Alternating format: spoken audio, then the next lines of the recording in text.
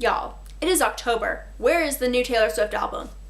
Hey y'all, it's Lara, and today I'm doing the Taylor Swift book tag number 2. This tag was created by Sarah Jane from TheBookLife. She also created the original tag, which has songs from Taylor's first 4 albums, whereas this one only has songs from 1989. It doesn't have all the songs from 1989, which I understand, but I totally would have done like all 16. I also rearranged the order in which I will be answering them. Now they're in the order that you hear them because it's such like a comprehensive album and you have to listen to 1989 in the order to fully understand and appreciate and adore and love it. So I changed things because, yeah. Some of you may not know that I actually got started really on the internet with Tumblr, with my Taylor Swift blog. I was on some forums and I did a lot of the Twilight stuff back in the day, but like what really got me started on the path I'm on now with the internet was Tumblr, and it was Taylor Swift because I wanted to like a few things that my friends had and I couldn't think of what I want my blog to be themed around. I was like, oh, Taylor Swift, I love it. I love that music. It relates to all different parts of my life.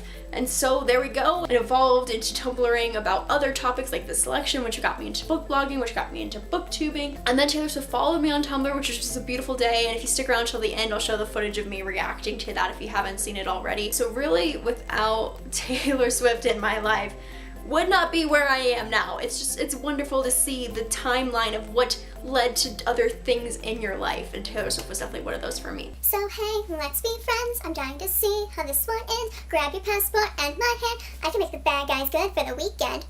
First is Blank Space, Let's Be Friends. I'm dying to see how this one ends, a series that you were nervous about ending. So I mean, Harry Potter 7, but on this channel, if we ever have an answer that's Harry Potter, we gotta pick something else so it's not just Harry Potter, but also the one by Kiera Cass.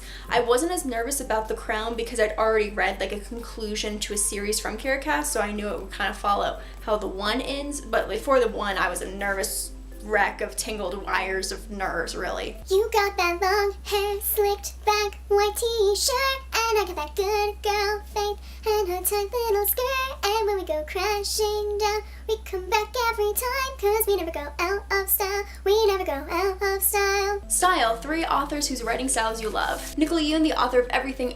Renee Ahdieh, the author of The Wrath and the Dawn, The Rose and the Dagger, soon to be Flame in the Mist, and she did another book like Fanfare. Jane Austen.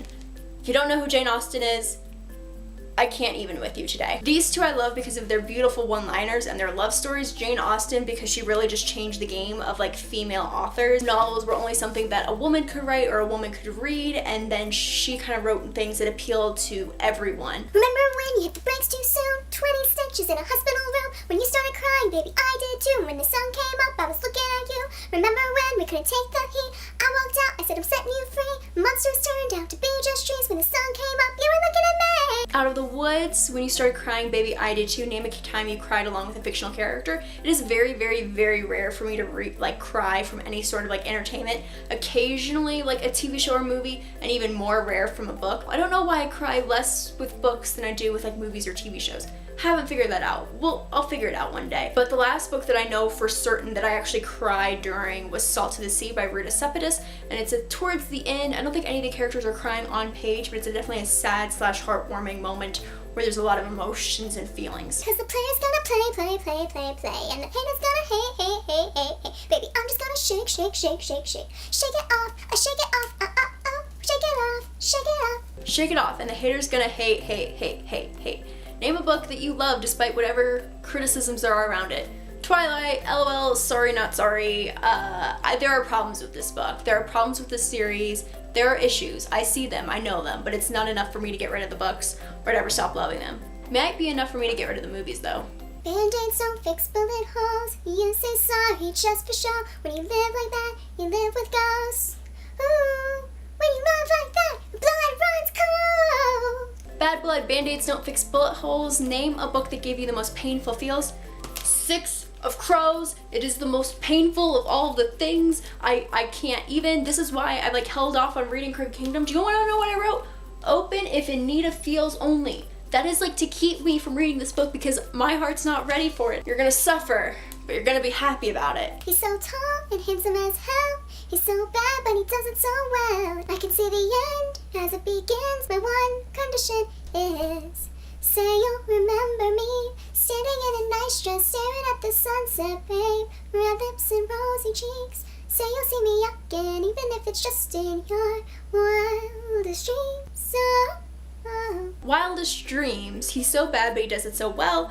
Which character do you love, not in spite of their darkness, but because of it? Morally ambiguous villains, I understand them because they're trying to do something to help the person they love.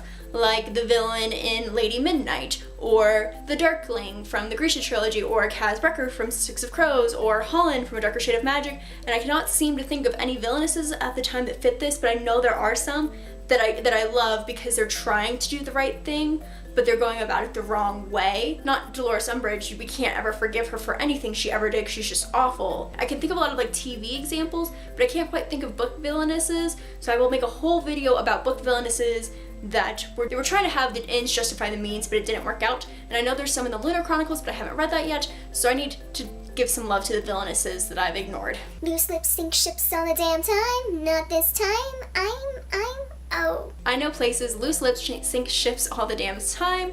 What ship do you set your heart on just to watch it sink? So I was like a secret Hermione shipper, but only like in the movies, and I think I cut that off like around like book 4 or 5. I finally was like, let that be. I mean, movie 4 or 5. Anyways, but like that ship can definitely sink to the bottom of the Marianas Trench and just stay there and just die. The drought was the very worst. When the flowers that we'd grown together died of thirst. It was months and months of back and forth. You're still all over me like a wine-stained dress I can't wear anymore. Clean, the drought was the very worst. Which anticipated book release felt like it was the longest wait ever? Inheritance by Christopher Paolini. All things considered, for the size and thickness and weight of these books, there was only 3 years in between each installment. All 4 of these books were published like out into the world within 9 years for us to read them. But they're ginormous. But in the context of my life, I read the first one when I was 11, and I didn't read this one until I was 18, until I was an adult, until I was a tax-paying, voting, ATM card holding adult, because my parents didn't trust me with a debit card until I was 19, and they were probs right, because I bought this at my student bookstore at my college. I went to the ATM right across the hallway, got some cash out, and paid for this, and I didn't eat dinner that day. But I had a book. We found Wonderland, you and I got lost in it, and life was never worse but never better. Wonderland, we found Wonderland, you and I got lost in it. Which fictional character would you like to take to a fictional world? What do I need to answer here? Do I need to choose the fictional world also, or just the fictional character? Does it matter where we're going? Does it have to be the one that they're from, or does it have to be a different world? I'll just answer a few of those questions. I will choose Aslan from Chronicles of Narnia. Something about like just thinking of him is so comforting and kind and wonderful. I mean, he represents God, so of course that's why I feel that way. So I just would feel really protective, and he would probably keep me alive wherever I went. This has been a fun tag. If you love Taylor Swift, you should definitely do it. And if you love 1989, and if you're having withdrawals that there won't be an album this year, you should definitely do this tag. So basically right now I'm tagging any Taylor Swift fan that's watching this. Y'all should do it. My name is Laura, this has been Bookies and Cookies. I post videos on Sundays and Thursdays, and I love each and every one of you, and I hope you never forget it, that you are loved, and that you can find yourself, and somehow that was everything. This is a mug I got off Society 6, I will link below. She lost him, but she found herself, and somehow that was everything. That is my Tumblr URL, she found herself, and it's beautiful, and despite whoever you lose, or what you lose, or who or what, or whatever it is, you'll always kind of lose a part of yourself, but finding who you are after that is the most important thing you could possibly do in moving on. And remember to find yourself, and somehow that will be everything. Thanks, guys. You always knew how to push my buttons. You gave me everything and nothing. This mad, mad love makes me... I can't sing, I'm super flat, I know it. We don't need to talk about how flat I am. And did we talk about how my bracelet from the 1989 tour stopped working a week after, so I really need to replace the batteries, but that requires like a screwdriver. Taylor Swift is following me, and this is all I've ever wanted in my entire life.